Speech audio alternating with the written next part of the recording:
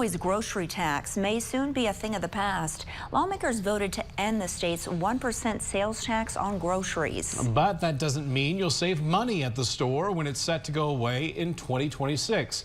Illinois Capitol Bureau Chief Max Cotton is live in Springfield tonight to explain. So, Max, why won't we necessarily see the savings? Well, simply put, the statewide tax is going to go away, but cities and counties could reinstitute the tax themselves individually. So if they do, obviously, you'll just be paying the same 1% grocery tax.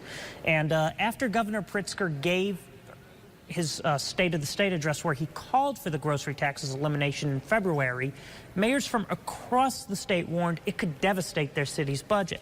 The state collects the tax, but all the revenues go directly to cities and counties. And now cities, depending on their size and status, will be able to reinstitute either that 1% tax on groceries or just put a 1% sales tax on all purchases. Now, supporters say this will increase local control, while opponents say the proposal is a trap that will force local leaders to raise taxes.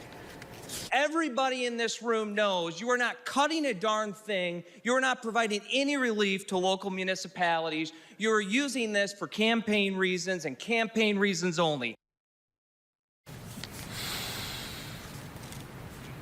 Now, despite some loud opposition you heard there, this was the one major budget bill that did pass with bipartisan support.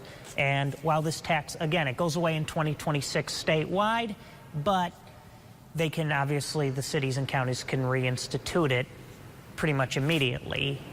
Reporting live in Springfield, Max Cotton, WGEM News.